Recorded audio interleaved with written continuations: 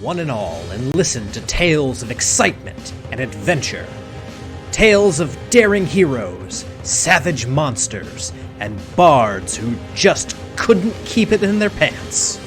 Tales of friendship, nobility, drunken foolishness, and unforgettable fun. These are tales of role-playing games, fair listeners, and this is Rollin' Bones. My name is Ryan Howard, and I shall be your guide.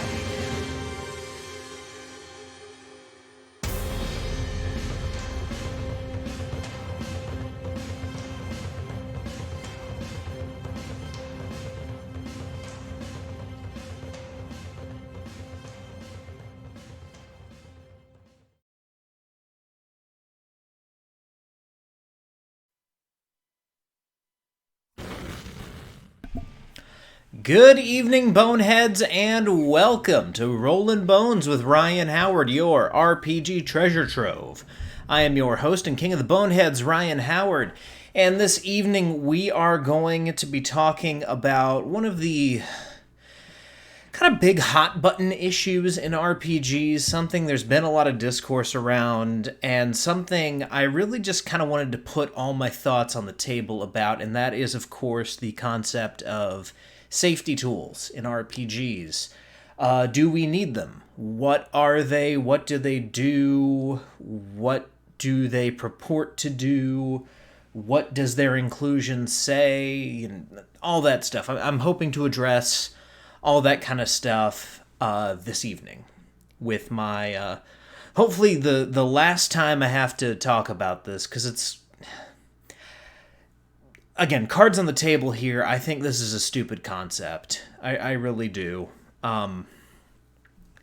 It smacks of someone or someones in the community trying to basically be the parent trying to, make everyone get along and share their toys or whatever.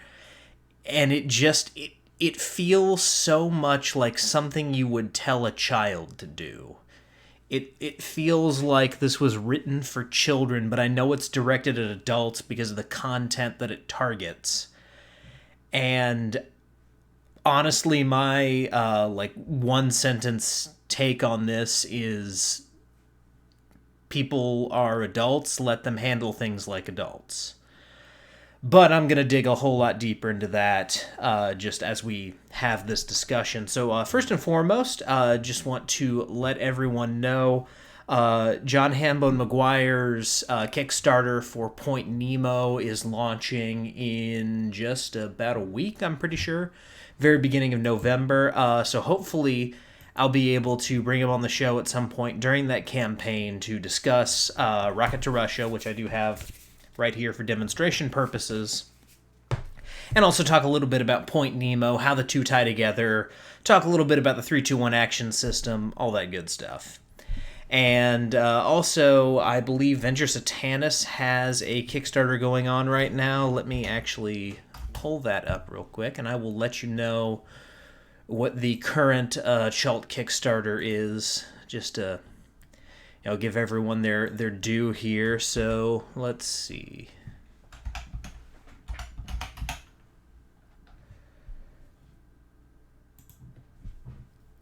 Yeah, so currently Chult Chartreuse Shadows is on Kickstarter with 19 days to go. One Kickstarter I never got the chance to mention that Venger put out. It was a short little campaign that he did. But it was Crimson Escalation. And I mentioned it when I was on not Professor Dungeon Master, when I was on Brock's DM's Toolkit. I mentioned Crimson Escalation and what all that was. It's a really cool mechanic that I'm looking forward to implementing in Nighthaven. The only reason I didn't talk about it while the campaign was going on was we didn't have a Nighthaven session while it was happening. And that's where I'm going to be using it. So we'll get to see a little bit of that. And lastly, before we jump into the topic at hand here, everyone who went to Gamehole Con, I hope you guys had a good time. I'm sad that I couldn't make it this year. It just didn't work out. So hopefully, at some point in the future, I'll be able to make it to Game Hall Con. That's one that I'm actually really looking forward to being at some point. So, with that out of the way, RPG safety tools. What are they? What do they do? Where did they come from? What do we do with them? So the basic idea of safety tools, kind of, boiled down to its essence, is they are mechanics that are put in place to ensure that no one's boundaries at the table are crossed, to make sure that no one is uncomfortable with content that's, in the game, that no one is, heaven forbid, being traumatized or something like that, having to relive some kind of, terrible moment of their life or something like that.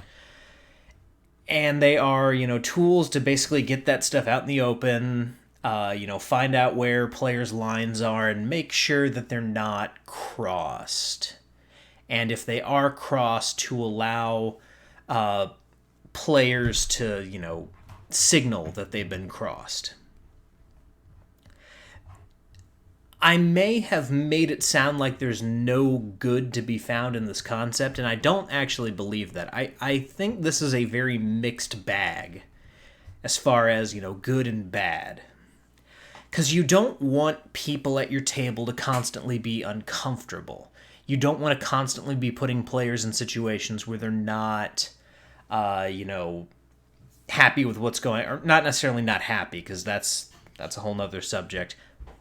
We'll talk about that in the problem section, but you don't want to put players into situations where they're going to be forced to feel uncomfortable or worse, because not everyone's comfortable with the same things. To use a good example, as I've talked about on the show before, I'm not super comfortable anytime there's sexual role play going on in my games, especially as a dungeon master.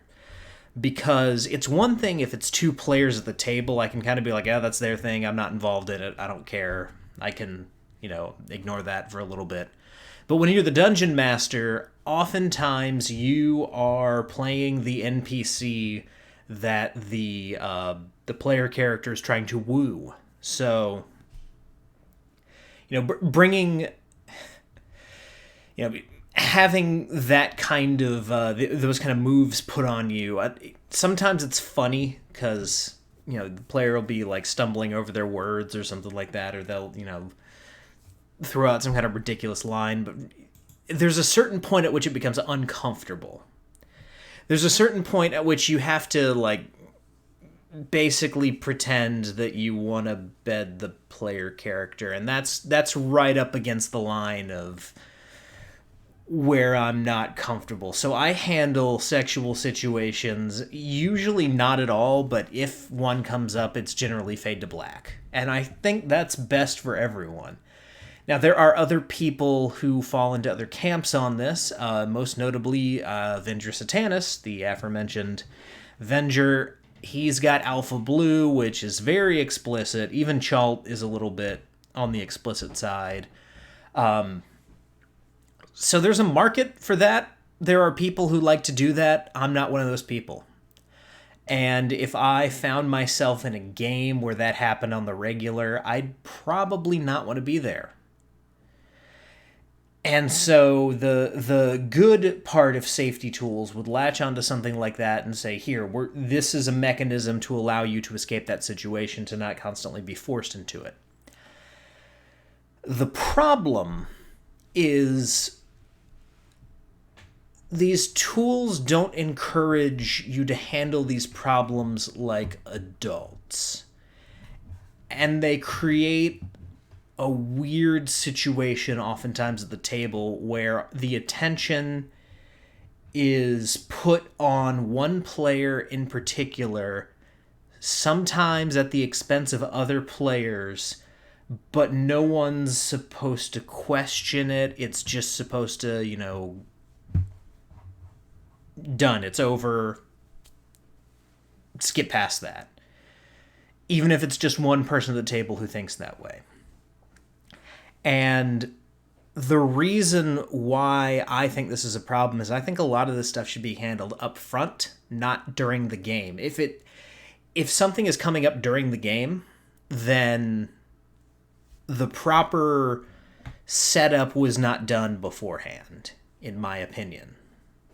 So a lot of this needs to be handled before session 1, either during session 0 or during the build up to everything that's going to happen, which I've talked about before. Session 0 is a very important time. And even before session 0, I think a lot of this stuff can be handled in the pitch document. Just telling your players, hey, here's a general rating as if this were a movie or a video game that this, session is going, or this campaign is going to have. That comes along with this kind of content. If you guys are cool with that, cool. If not, let me know and we'll think of something else. And honestly, that's about the extent of the conversation, in my opinion. Now, in discussing this, I'm going to be leaning on a couple different resources. I'm actually going to be examining, just like top to bottom, the Consent in Gaming PDF that Monty Cook Games put out 2 years ago. Unfortunately, a lot of this discourse is kind of old, but it's beginning to surface in lots of different places. In 2019, when this discourse first started, it was very much, just kind of present in independent products. Evil Hat and Monty Cook Games were kind of the first ones that really put stuff like this out there. And then a whole bunch of other companies followed suit. So, like, to the point where, as I discussed in Van Richten's Guide to Ravenloft, it's all over the place. It's really the whole purpose of putting out this book, in my opinion, because Lord knows the rest of the book isn't any good.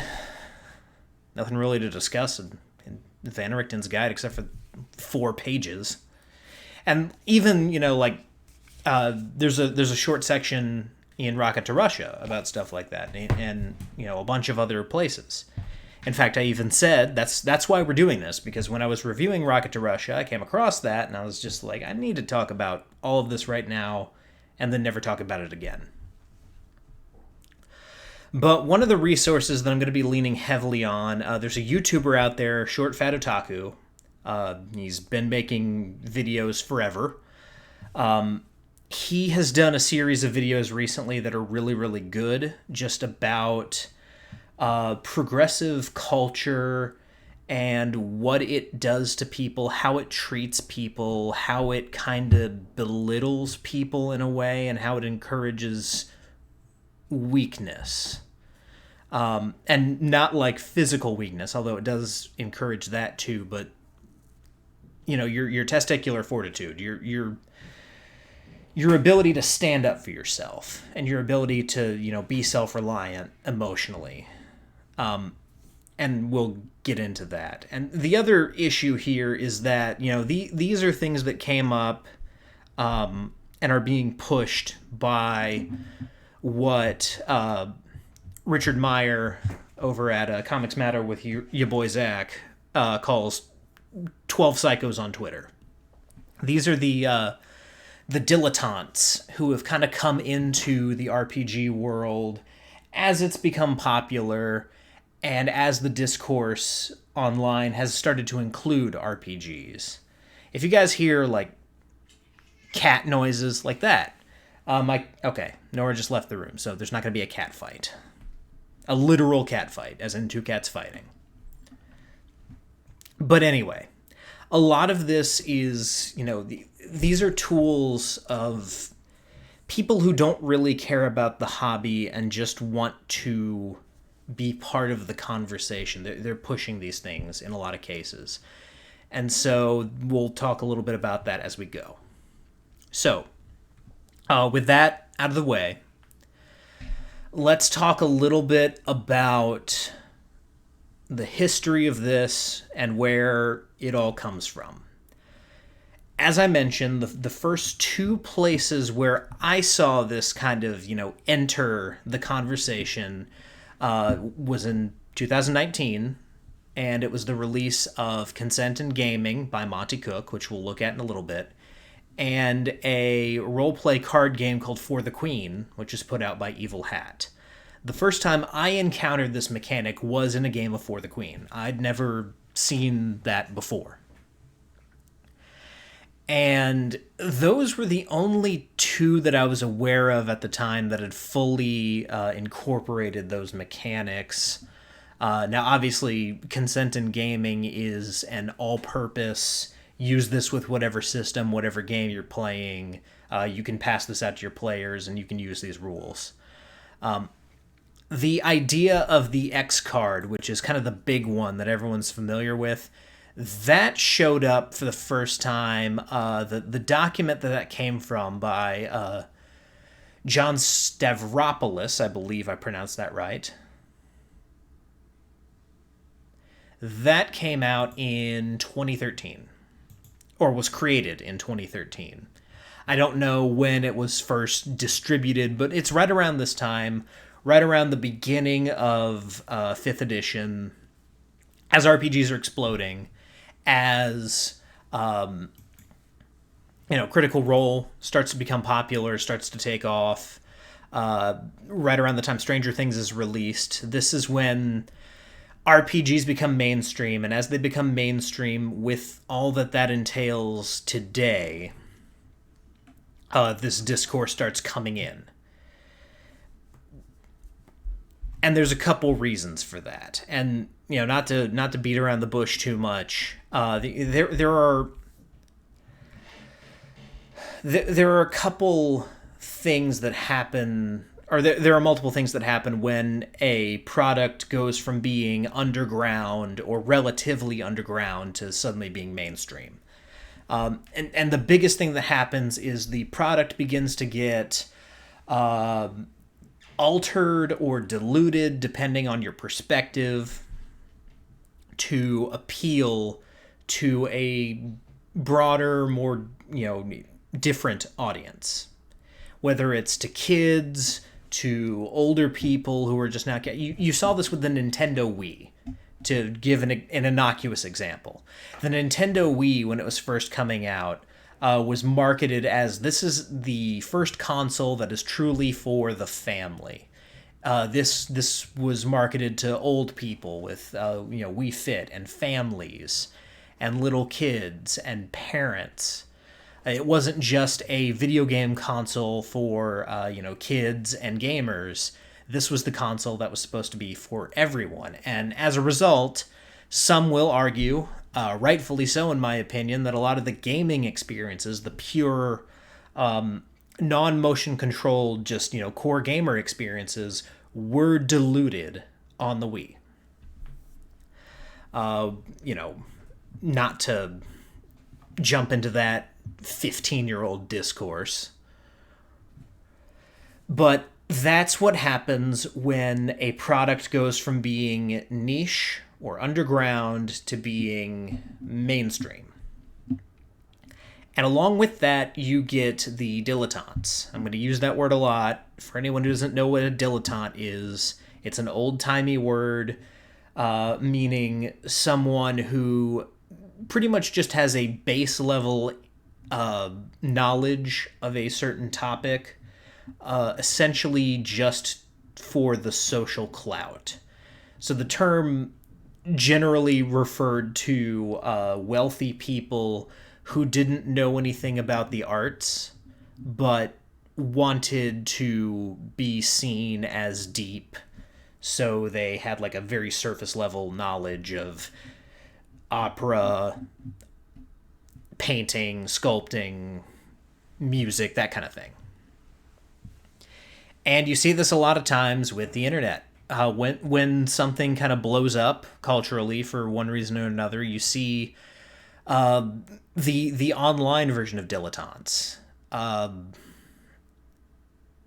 And when they start to kind of, permeate the culture or the online culture, the discourse around a certain product, you get the people who know a lot about these things sometimes get pretty upset. And this is where the whole, you're being a gatekeeper, how dare you tell me how to play, blah, blah, blah, all that comes in.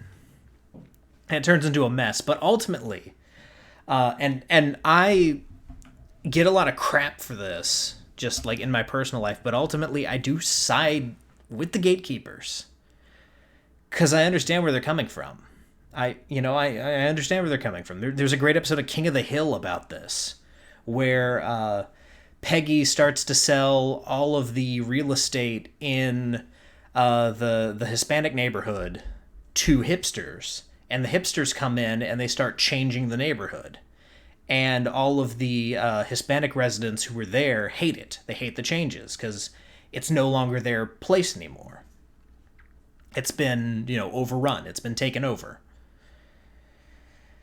That's how people feel in subcultures when things start to, get watered down or start to get, made more accessible for people who generally weren't interested in them but now are because it's cool for internet points or something like that. The Marvel movies start to make a lot of money, so suddenly people who couldn't have told you the difference between Iron Man and Iron Fist are now talking about both as if they've read the characters their whole lives and they don't know any more than they did initially. It's frustrating. Here, I'll back up and show you. One of my favorite bands is Rush. I love Rush. Rush fans are notorious for this. You get someone who's only heard Moving Pictures, which, by the way, is a fantastic album. Not taking anything away from that. But, they've only heard the hits from Rush, and they start trying to have conversations with a, diehard Rush fan whose favorite song is, one of the deep tracks from A Farewell to Kings or something like that, and it just turns into a nightmare. And ultimately the Rush fan who's, devoted a whole lot of time and energy into, loving this band for whatever reason, ends up looking like the bad guy in that situation. But that's what happens when things take off and become mainstream. The audience broadens, and in a lot of cases, that core audience starts to feel alienated. And there are,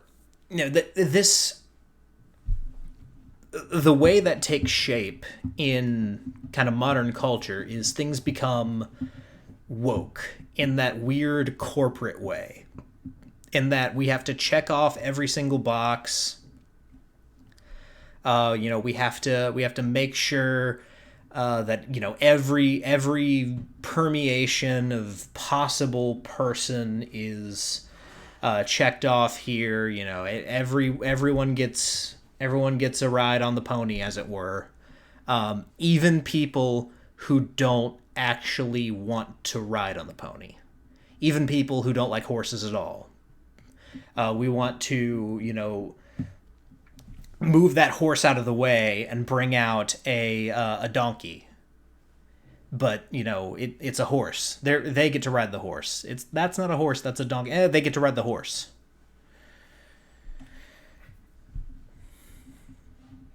It'll make sense in just a little bit, I hope.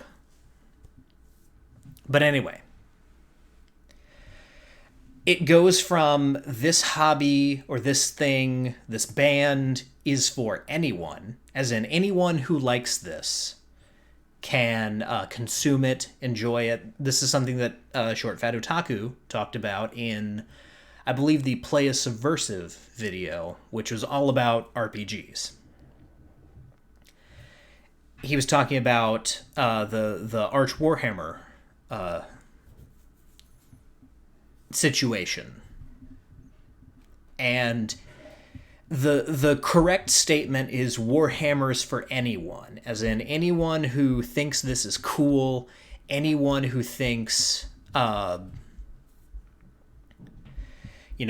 Space Marines versus orcs, or Tyranids, or things like, anyone who thinks that stuff is cool, anyone who likes it, likes the lore, all that stuff, they're welcome in, irregardless of who they are. Just, hey, you like Warhammer 40K? Sweet, come on in.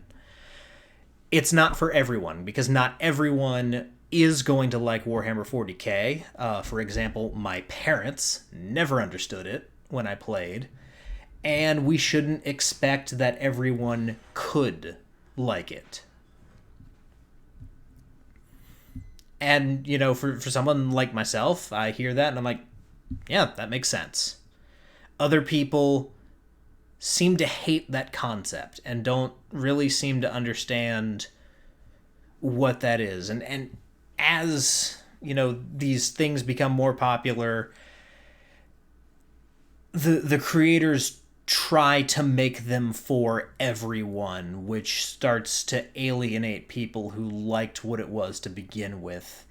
And it feels a lot like what we liked is being sacrificed for a whole bunch of people who don't actually care about this thing. They want to be here while it's popular, and when the next thing comes along, they're going to be gone. And we're going to be left standing on a heap of ashes that used to be our favorite hobby. And we're going to have to put it back together. Which people are doing. I mean, comics is the same thing. And you see people, kind of putting comics back together.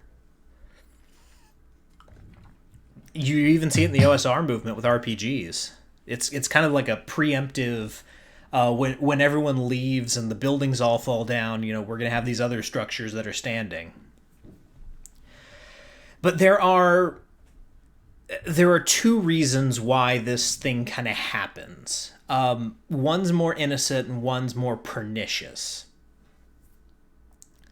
So the innocent version is it's just FOMO. This is what's popular now, so I want to talk about it. I feel like I'm missing out on something because I don't know what THACO is, or I don't know this, that, or the other thing.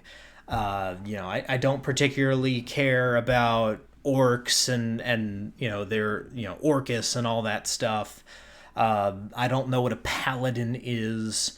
But everyone seems to be having a good time and laughing, and they're posting all these funny stories about, a man with a lute and tight pants betting a dragon. So, I want to be involved in this. Let me in. Let me see what's going on here. I like your funny words, Magic Man. And ultimately, that's innocent. I mean, it may be kind of eye-roll inducing to some of you. But, ultimately that's just, someone wants to see what's going on the other side of the fence. And, maybe they just need an explanation. Maybe they just, need to get a good introduction and then they're hooked. Or maybe they're just never going to get it. And they're only going to be here for a little while. And then they're going to move on. And then there's the pernicious reason. And this is what I'm going to focus on most of the time, because it's the thing that needs to be addressed. And that is, there are people out there who want to force their view of everything on everyone in every circumstance. These are people who cannot tolerate the fact that you have a private life outside of other things. These are people who say stuff like, the personal is political. These are people who are concerned with everything being problematic and everything has to fit a certain template. Everything has to be for everyone, or it's for no one. And they are dogmatic and somewhat religious about this. And ultimately, these are the kind of destructive forces that we're seeing in pop culture. And by the way, this goes for all viewpoints. If you're trying to force every single piece of media into one unified vision, one worldview, everyone has to write this way, do this thing, everyone's got to be like this, that's a problem. Not everything is going to be for everyone, unfortunately. Actually, no, not even unfortunately. Fortunately, not everything is going to be for everyone. That way things are distinct from each other. One thing we're seeing right now, and I think it's starting to come to roost in the Marvel movies, there are so many things that you cannot differentiate from each other in popular culture. There are so many homogenous things that just blur and blend together. Everything looks the same. Everything has the same sense of humor, the same color palette, the same character types. Everything just kind of comes out all this blend of colors to the point where it looks just completely black and white and gray. So fortunately, not everything's for everyone. There's going to be different flavors. It's not just vanilla ice cream or just chocolate ice cream or even just vanilla and chocolate ice cream. There's 31 flavors, or even more than that. If you move beyond the confines of Baskin Robbins, I don't want to disparage Baskin Robbins. They're perfectly fine.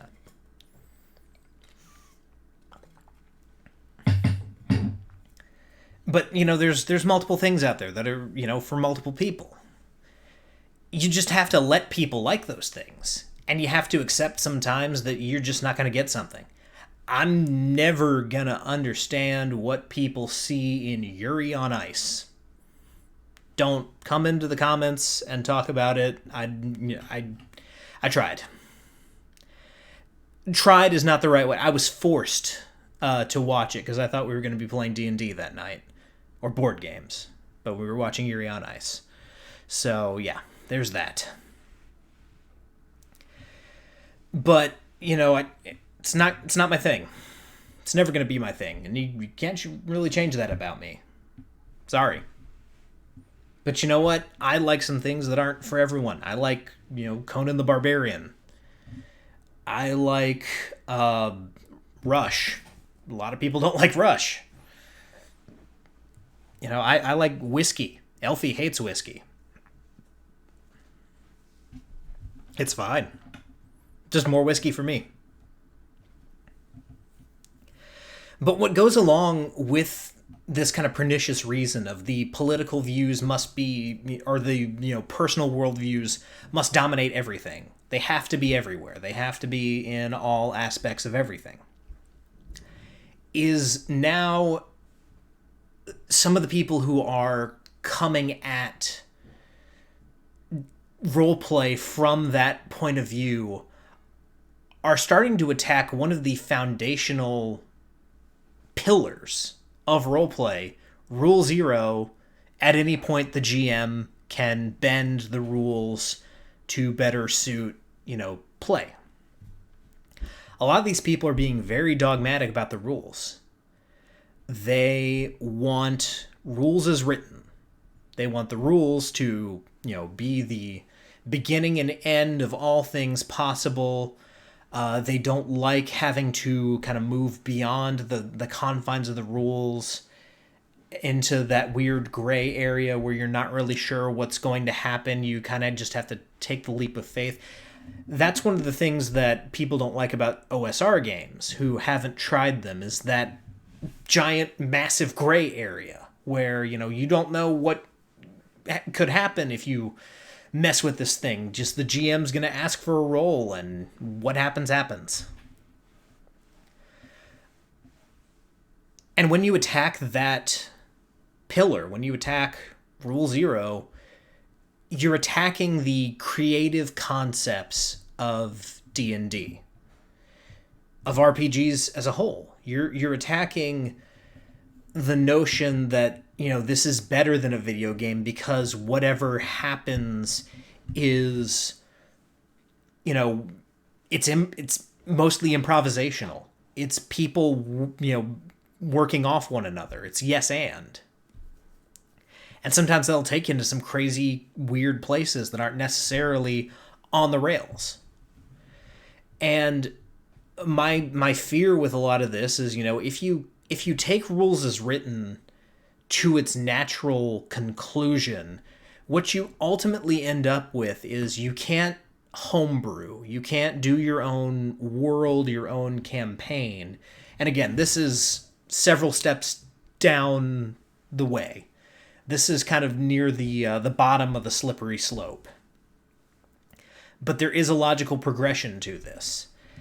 Ultimately, if everything has to be rules as written, everything has to be, official, you have to go by every, guideline given in every single book, including this giant turd, Van Richten's Guide, then ultimately the conclusion you come to is you can't have your own worlds, you have to play in the worlds that are given to you by the officially published modules. And I'm not down with that. I've not run a single game out of a Wizards of the Coast module. I run entirely homebrew games. I have a lot of 5e modules from other companies. I've Planet X is the big one. I've got a whole bunch of Planet X stuff.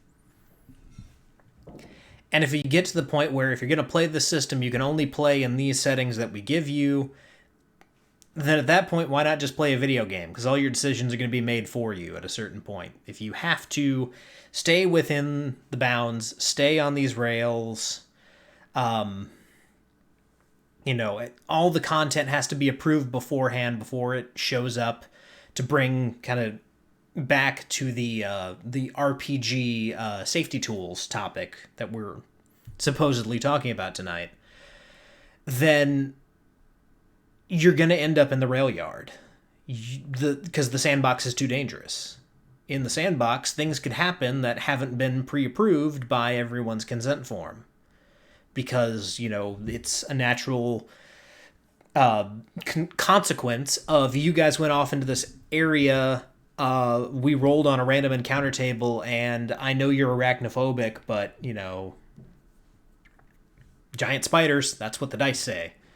Now, obviously, you can fudge the dice roll, but, if someone's like, no spiders at all, you can't have any spiders in this game, at a certain point, you're going to run into that issue, because giant spiders are a staple of D&D. And if you don't fight a giant spider at least once in your RPG, then are you really playing an RPG?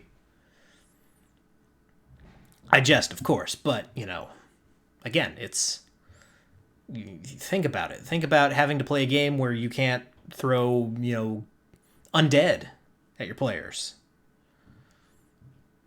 Anyway, let's move over to screen share for a little bit and take a look at this Consent in Gaming PDF from Monty Cook Games and talk a little bit about the basics of talk a little bit about the basics of these rules and why I don't like them. And Project Fullblade, welcome. I'm glad that you joined this evening. And yes, you come across a giant spider in the ribcage of a skeleton. That is like peak RPG. That's playing with power. Alrighty. So, Consent in Gaming. This was written by Sean K. Reynolds and Shanna Germain. Or I guess Shanna Germain is how you say that. Shanna's interesting. We'll get to Shanna in just a little bit. Her background informs a lot of what you see here, and not in a good way, in my opinion. I'm not going to talk too much about the art here, but I just have to say I don't like this cover. This isn't a great image. First of all, let's zoom in here a little bit so you guys can see this. First of all, what's up with that guy's face? Just derp face here. This woman, you see these orb things floating around. Like there's one floating around this bat creature up here. So I'm guessing this orb is just constantly orbiting around this guy. And this woman's just kind of doing a, Vogue pose. But the way her hand is and the way this thing is, floating in the air here, it looks like she tossed it backwards at him. And he's trying to, get out of the way, especially when you look at how jacked up his torso is. You can almost see, as soon as they walk in and start talking to this robed figure here, she just tosses the ball back at him. He's like, what are you doing? Why are you throwing that tennis ball at me? But no, that's all beyond the point. You get another piece here where everyone's got danger hair, and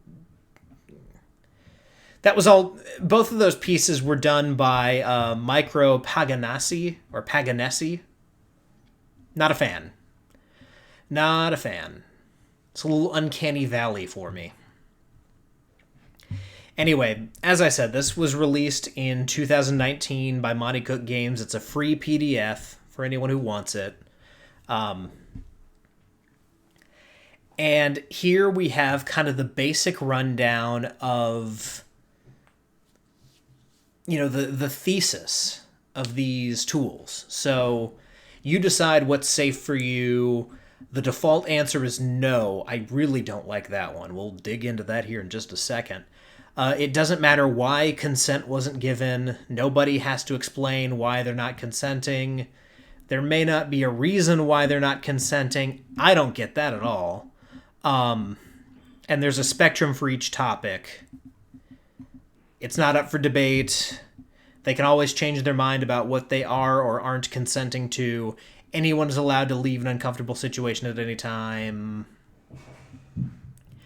And those are the main pillars. That's what you can see here in this box. These are the main topics.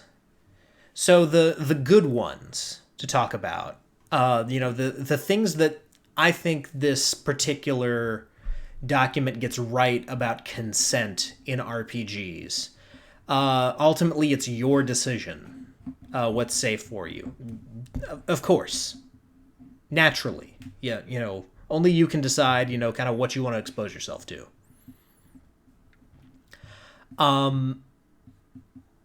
It doesn't matter why consent wasn't given. I can get behind that. I can get behind not wanting to, tell everyone your deepest, darkest secrets and, delve into possible trauma as long as you were upfront about it. As long as you told people from the get-go, hey, if this comes up, I'm not going to be okay. I don't want to talk about why, but, just before the first dice roll of the first session, before anyone is, introducing their characters, just so you guys know, this issue is not something I want to discuss. And leave it there. That's perfectly fine. Nobody has to explain why. That's pretty well tied in with it doesn't matter why consent wasn't given. And then there's a spectrum for each topic. Obviously, like some things are just going to make you slightly uncomfortable. Some things may make you fully uncomfortable. So bugs is a good reason here. There's lots of talking about, bug phobias in this document. I think a lot of people's bug phobias are just, bugs kind of wig them out a little bit. And as long as you're not, like, tormenting them with, there are bugs crawling on you constantly, or something like that, and, descriptions. Same thing with violence. As long as you're not being overly descriptive or, going into super gross detail, most people are going to be fine. Some people really like that gross detail, though, and it's all about kind of reading the room as a dungeon master. It's not up for debate. Yeah, if it's a hard line for you, it's not up for debate. And then anyone is allowed to leave an uncomfortable situation at any time. If you're really not comfortable with the group you're gaming with, then yeah. If I were gaming with someone and they just got up to leave and were like, hey, truth be told, I'm not super, I'm not into this. I'm going to go home. I'd be surprised, I'd be like, okay, but I'm not going to try and stop them. I might say, you want to try something else? You want to do something else? But, I'm not going to be like, no, you have to stay. Stay till the end of the session. Probably talk to them separately afterwards, but yeah. Not gonna keep anyone there against their will. And then there are two kind of main props that come along with these basics. One is the X card, and one is the consent form. The consent form is the very last page of this document, and we'll go over that because it's a doozy. But the ultimate con of all of this is a lot of these tools are very much everything in the game stops on the whims. They'd say the emotional expressions, but let's be real here, the whims of one player. To read the text verbatim. Let's see if I can find it here.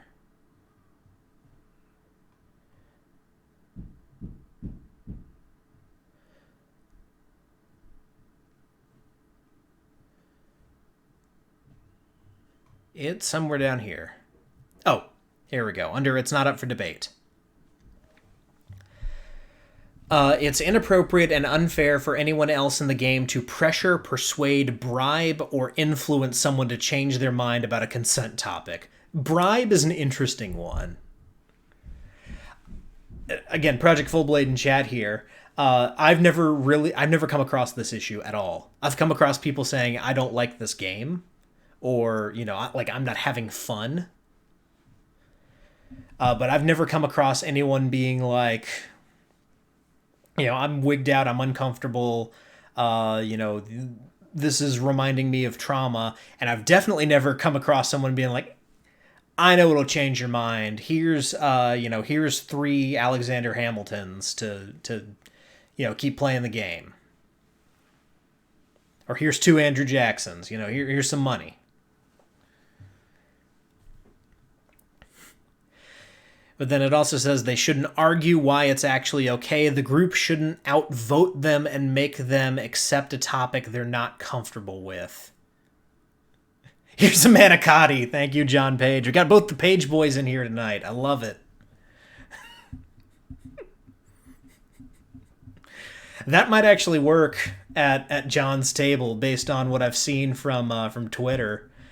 If I were playing Full Blade with the Page boys, and I was just like, guys, I'm super not into this right now. This is really wigging me out. And John just set a plate in front of me and was like, "Will this change your mind?" I'd be like, "Let's keep going. Let's keep hearing about how many giant spiders there are in this skeleton's rib cage."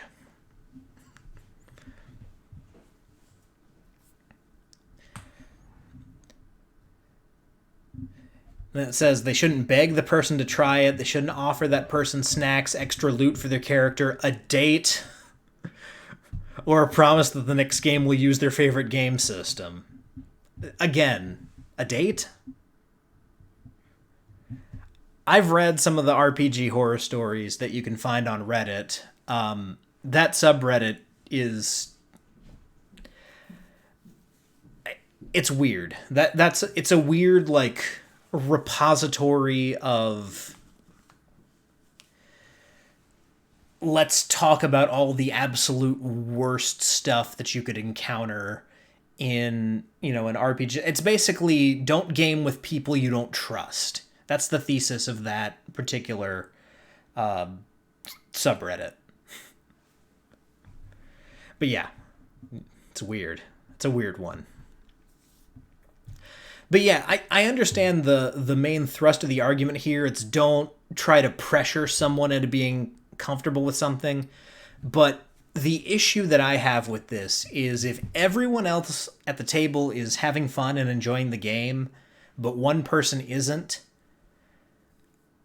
it's not on everyone else to change. It's on the one person to either talk with the dungeon master and work around it,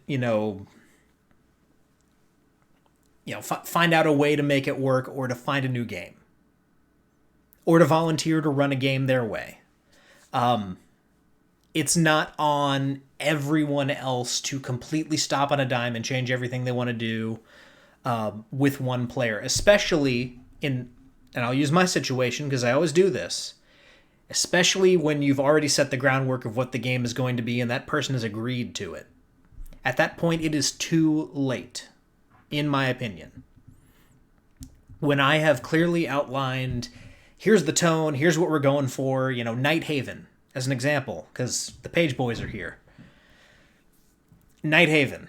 There's crime and gruesome stuff, and there's going to be a lot of uncomfortable issues related to certain crimes that people commit, as you guys saw in Session 3. There's some straight up not okay stuff happening in the city of Night Haven. And it's all in service to the plot that we're going for. And ultimately, I don't think this is a spoiler warning. I think it's pretty clear what's going to happen here. Ultimately, the party is going to try and stop that stuff. And, probably succeed in stopping that stuff, because, they're doing pretty good, all things considered. But if we got to that point after I warned them of what was going to happen, and he's not here, so I'll pick on him. Let's say Prax was just like, whoa, I'm not cool with this. At that point, I'd be like, hey, Prax, you agreed to this. All right, you agreed to play the game, so, we're here. Prax would never do that. He's a good guy. None of them would do it. The Night Haven group is really perfect for the game that I have given them. I think they're really enjoying it, and I'm enjoying running the game for them. So there's that.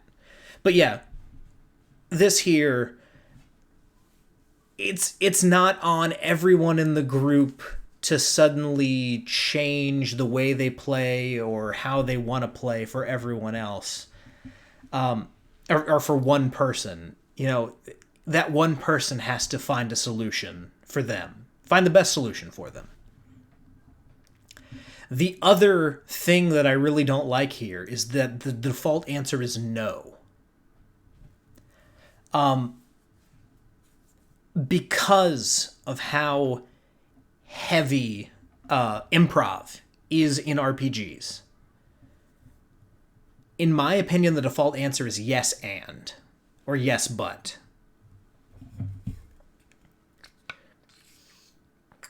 And this is across the board. Again, in my opinion. Yes and or yes but.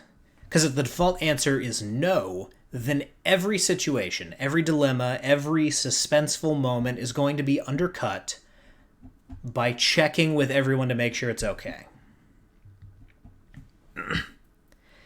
Every time, it's the Halloween season. I've mentioned Van Richten's Guide already. So let's say you're playing in Ravenloft and you're exploring, some kind of haunted castle.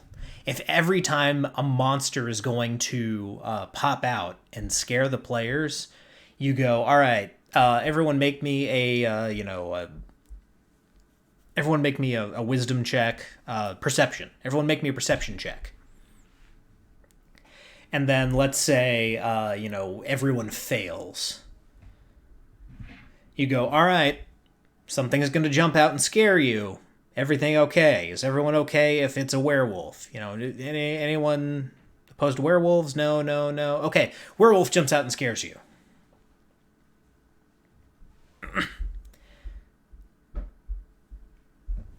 That scenario is just dumb. It's dumb. It's stupid. It undercuts the atmosphere. What you do in that situation is everyone fails. You think you hear something. It's probably just the wind. And suddenly the door bursts open and a werewolf, runs through and howls. Blood covering his face and his shirt.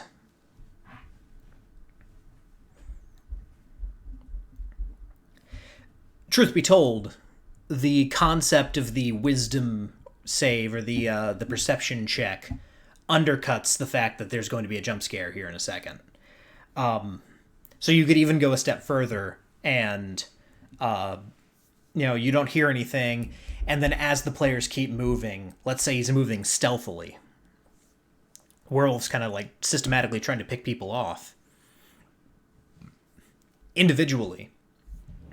As he's grabbing players, have them make a strength check. Don't tell them for what. Don't tell them what they see. Just make me a strength check to resist the grapple. So yeah, having the default answer be no undercuts any suspense that you could have in a game. That's why you have everyone agree to things before you even start. Just say, hey, there's going to be violence. There might be some horror, might be some spooky stuff. There's going to be some kind of uncomfortable situations or scenarios that involve some grody things. Is everyone down for that kind of game? And if anyone's saying no, if multiple people are saying no, if the majority of players aren't into that, then you might want to rethink your game. Or find a group that is into that. But for the most part, if everyone says yes, green light.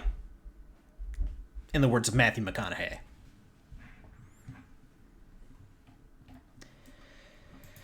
So yeah, that just undercuts the whole nature of what these games are, in my opinion. And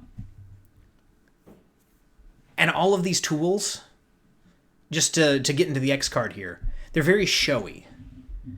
They very much, they all emphasize that everything has to be, private. You don't have to tell anyone why. You don't have to give an explanation or anything like that. But all the attention is drawn to you, who invokes these things. This is where we'll get into the X card. So the X card, it's a card that you've drawn the letter X on, and you either have people hold it up or tap it if they're uncomfortable. And then at that point, you just move past that. This was the kind of original concept in role playing in role playing safety tools that kind of birthed this document. But this is, for as much lip service as they pay to this being, just tap the card and you're done. As soon as you tap the card, everyone's gonna be like, the hell? What just happened? And in order to do so in a way that you maybe, get the dungeon master's attention, because I know me personally, I get into some stuff. I might not even be looking at a player at a given time. When I'm running games, my Dark Sun game was a good example of this. I'd look at individual players as I was talking to them. So if I'm describing the way in which a creature from Dark Sun was tearing apart Claw, and one of the other players at the table had an issue with the descriptions that I was using, they were tapping the X card, I wouldn't see it. Because I'm looking at that at the Claw's player being like, hey, here's what's happening. He's trying to rip your arms out of socket and things like that. And players over there furiously tapping the X card, I can't see it. They're going to have to say something. And at that point, the whole point of the X card is that you don't have to say anything. To get my attention, you're going to have to say something. You're going to have to speak up. And even then, I'm going to be like, hey, what the hell? I was on a roll. You okay? What's going on? So, again, this is you solve this thing up front. You don't have everything stop on one player's whims. And this, make no mistake, not only can this be used to enforce someone's whims, this will be used to enforce someone's whims. I can very easily see someone using this to get out of a character death. And they could say something like, hey, death is super traumatic for me. Death, having my character die here, I'm very attached to that character, and that's really gonna hurt my feelings.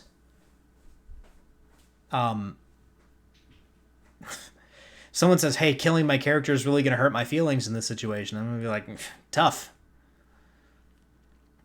I was super attached to Cromwell. If Muhammad had decided to kill Cromwell at any moment, or if I had gotten myself into a situation where Cromwell was going to die. Would I have been upset? Probably. Most likely. I would have tried to stop him. If those were the consequences of my actions, then Cromwell's gonna die.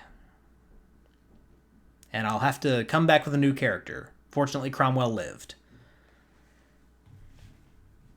But this is something, all of this is stuff that can easily be used in bad faith and easily be used to draw attention to a player. And that's one of the biggest problems with a lot of this culture is a lot of it's very performative.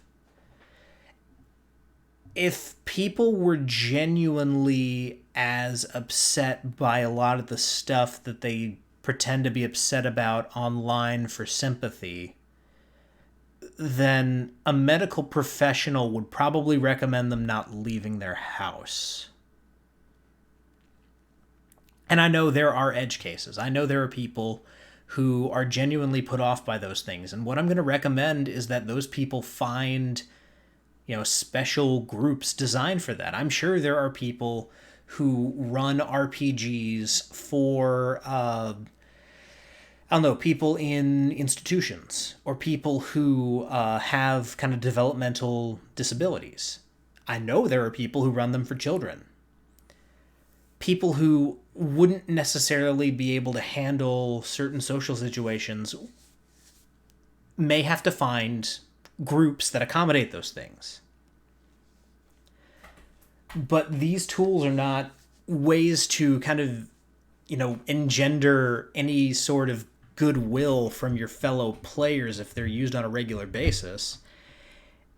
And that's, in a good situation where they're being used by someone who's legitimately upset by something. For the most part, if you're playing with someone and they want to show how they want to show how oppressed they are, they want to show how interesting they are because they suffer in some certain way, or just they've got that big giant Chekhov's X sitting on the table and they want to use it, that's going to upset me as a dungeon master if I perceive that. If I had set that up and someone used it in that way, if I'd set that up in good faith and someone used it that way, I'd be pretty upset. That's not cool, but that's, in a lot of cases, that might be how it's used. And then we get into, following the X card, we get into these, recovering from consent mistakes. And this is,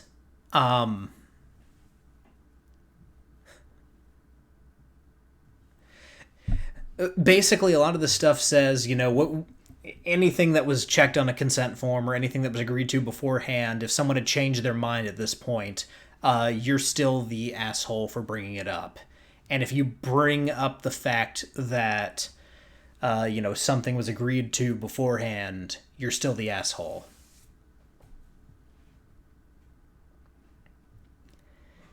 And it even goes through how to apologize to people and stuff. This is where I feel like they're treating us like children. This is one of the big issues that I have. And then we get into aftercare. And aftercare, a lot of this stuff rings very much like... a lot of this, I feel like, confuses tabletop roleplay with sexual roleplay. And one of the authors of this book writes erotic literature. And in a lot of ways, I feel like those two worlds are bleeding together here in this book. Because this is just this is a game.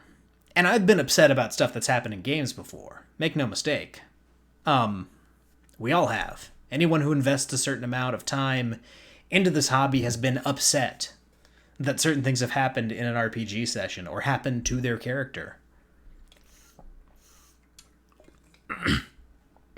We don't have to have a snuggle circle every time a character dies, or have cake and juice boxes when there's a heavy combat. That this is just, again, you're coddling people. And if you think that this is necessary, I just, want to know why. Why do you think this is necessary? It even mentions here, be aware of bleed. When your character, the emotional state of your character might affect you, the player. Yeah. Obviously. You have to be an adult and realize it's just a game at the end of the day. It's a game you love. It's a game you put a lot of time into. Even me as a dungeon master, if things didn't go the way I thought they would, I used to get super upset about that. And ultimately, I had to have that conversation. So my players had that conversation with me, but I had the conversation with myself too after they did. I did my own thinking about it as well. Came to the conclusion they were right. Ultimately, it's just a game. Ultimately, it's just a game, and you're an adult. You can come to that conclusion on your own, and if you can't, if it continues to bother you, then you probably shouldn't be gaming at my table. Sorry. But it's just a game. And the last thing I want to talk about here as we're looking at this is this consent checklist form. Again, this is a mixed bag. Some of this is good stuff. I like the idea of a movie rating. I do that for a lot of my games. If I have to, like for convention games, I usually give my convention games a rating, because a lot of conventions ask for it. So, usually my games are somewhere between PG-13 and R. And then we get into consent topics and clarifications, and here's what the list looks like if I, move down here. Before we get to that, though, there's a section here talking about how not to use it.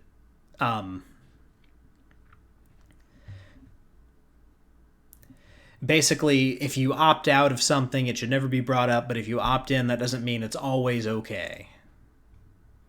Or the opt-in isn't really an opt-in. It's so weird. Here's the consent checklist. You put GM's name, player name, plan game theme. If this game were a movie, the rating would be... And then we get into topics. Green is enthusiastic consent. Bring it on. Bring on the eyeballs. I want at least 2 eyeballs on my character. Anyone without at least 2 eyeballs, not okay. Cyclopses, get them out of here. I want multiple eyeballs. Yellow, okay if veiled or off stage. Might be okay on stage, but requires discussion at time. Yellow, I'm, non-committal. I don't know how I feel about eyeballs. I think I want to play a character who doesn't have eyeballs. So, no eyeballs for me. Maybe. I don't know. I haven't decided. And red, hardline, do not include. So, if anyone has eyeballs, I'm going to be real upset. I don't know how I'm going to know because my character has none, but no eyeballs at all. Don't want to do it. Everyone's playing Daredevil this time. And some of this stuff, I understand. Keeping... If I were to keep any of this, I'd probably keep the gore under horror. Harm to animals, definitely. Harm to children, and that'd be about it.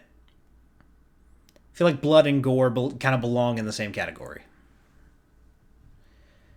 But, these 3, Gore, harm to animals, harm to children, that's, those I can understand where you're coming from here. Especially the harm to children one, because, again, that can be a very traumatic experience, and that's not something to play around with lightly. And harm to animals, I know some people are very sensitive about that. We had an issue with that in one of my games where ultimately I had to just not throw animals at the party as monsters anymore. Because I knew basically every time they weren't going to fight the monster, they were going to try to, or the animal, they were going to try and turn the animal to become a pet. And I didn't want to have a zoo following them around, so it basically just turned into, no more animal enemies. And then the other one is relationships. So romance, I'd keep that. If you don't want between PCs, obviously, you might not want someone trying to hit on you in character. I get it. I totally get that. And sex, I'd definitely keep. I wouldn't have a separate box for romance, like romance and then all the topics underneath it. It would just be romance and then like check that apply. Would you prefer fade to black, between PCs, NPCs, explicit, all that stuff. Social and cultural issues. If you are playing a very political game, like anything set in a city, anything faction-based, anything that involves, like, governments, overthrowing a king or something like that, this is all going to be on the table. You're dealing with it's a game where people are interacting with people, so all of that is going to be on the table. Potentially, depending on who your character is. Or depending on the situations they find themselves in. And a lot of this stuff is propellant for conflict, for storytelling, for allowing a character to overcome, certain situations. Let's take the racism one, for example. Your elven character finds themselves in a dwarf conclave where they don't feel super welcome. But they have to be there because of, the certain mission. They ended up going into the tunnels. We'll use Nighthaven as an example again. They went into the Graveyard of Titans, got messed up by some monsters underneath, the catacombs, and some dwarven miners kind of pulled them out, chased the monsters away, and got them back to Brawn Anvil. And then, in the regular light, even though dwarves have dark vision, they finally see, hey, one of these people we rescued is an elf. And then the elven player, Rez is playing an elf. He has to deal with that. He's got to deal with the situation there. We're not sure we're happy about this. And it might turn out that, Rez makes some dwarven friends.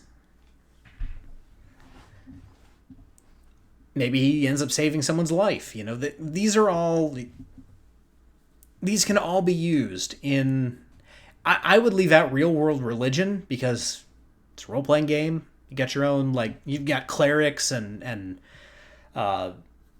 warlocks and things like that. There's all kinds of weird, crazy deities in D&D, so I'd leave real-world religion out entirely, pretty much. And then specific cultural issues, well, specific to what? To Nighthaven? Yeah. Yeah, we're going to deal with those.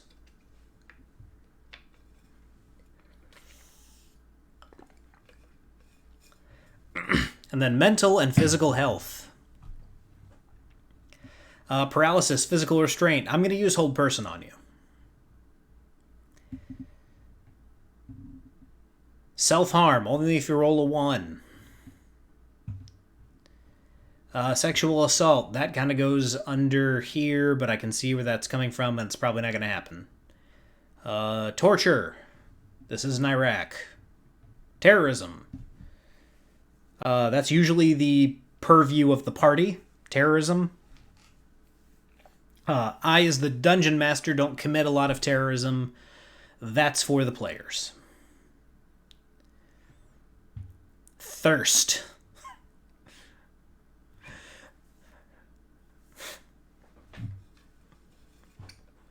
I don't want thirst in my game. Well, I don't want to track food and water, so all good. Should we put encumbrance on here too? My goodness. Freezing to death. Again, I'm going to cast ice spells on you all day.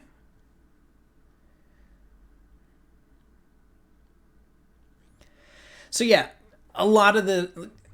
Again, this is a mixed bag. There are some decent ideas here, and there are some that are just silly.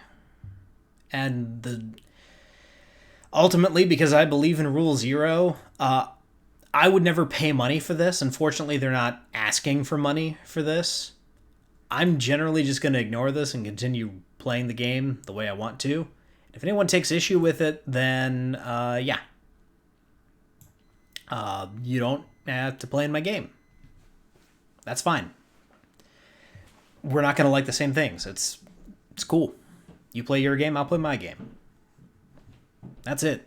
That's the extent. So, those are safety tools. Ultimately, what this comes down to is be adults. You know, be cool. Don't cause problems at the table. And in situations where these rules are in place, there's a whole nother aspect to being what Seth Skorkowski calls the roleplay terrorist. There's a separate, a flip side to that coin, where instead of trying to kill all the NPCs, steal all the loot, mess with everyone's game, you're trying to keep everything that you don't like from happening. That's also roleplay terrorism. That also violates the ethos of D&D if you're doing stuff like that. And if you set out these systems where people can abuse that, then yeah. Ultimately, what this comes down to is, I think Chesterton's fence. Before you tear down a fence, figure out why it was put there in the first place.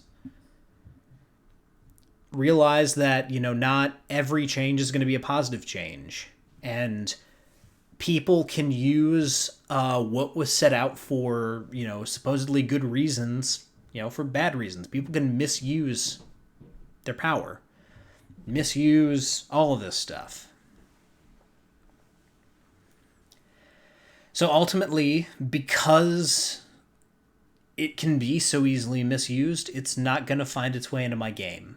It never will. And there's going to be a lot of pressure moving forward for this to be in every game. I'm sure 5.5 edition, which is coming in a couple years, I'm sure it's going to have a whole section on these rules. Probably word for word. These rules are going to be in 5.5 edition. I'm sure, every game company that believes in these kinds of things is going to, have some section in their games about all this. And ultimately, I'm not going to use it. And I'm going to, tell everyone up front what kind of game we're playing. I'm going to ask if that's the kind of game they want to play. If yes, that solves all the problems. And if not, well, find another game. Or if I'm outnumbered, I'll change, or I'll find another game. And that's that. That's all there is to it. All of these issues are just don't be a jerk. Don't be an asshole. Be an adult. Handle things like an adult. Have adult emotions. The dungeon master is not here to be a parent. We don't need these outside rules about, what can and can't be said, or what can and can't be done in the game. Just, be an adult about these things. And that's it. That's all you need. So yeah. That is the only thing I'm ever going to say about safety tools. Any other time they come up, I will refer people back to the stream, back to this video, back to this podcast episode, however they want to consume it. So, that's going to do it for tonight. Let's see. Coming up next week, sometime in early to mid-November, we're going to do the next session of Nighthaven. Currently, it's scheduled for the 8th, but that's either going to move to next week, the 1st, or the 15th, depending on schedules. At some point in November, I am going to do an intro to Mutant Crawl Classics, the same way I did Dungeon Crawl Classics. So we'll go through the MCC book, we'll take a look at it, and we'll talk about how MCC and DCC work together, different products that have brought them together, Crypt of the Science Wizard, and why MCC is cool. We'll probably look at Mud Puppy Games stuff too, because I've got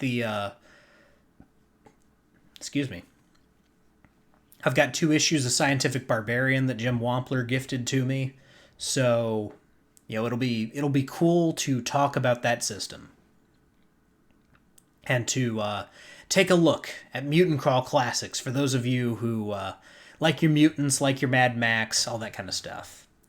I'm hoping to have John Hambone Maguire at some point, and also before Thanksgiving, we are going to be doing the 2021 Holiday Gift Guide for the Gamer in Your Life. That was a hit last year, so we're going to do it again this year.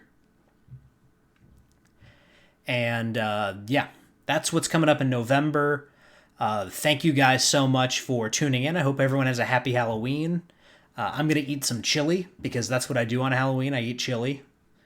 And, whether you rolled a 1 or a 20, I'm so glad that you rolled your bones with me, Ryan Howard, and I will see you guys next time.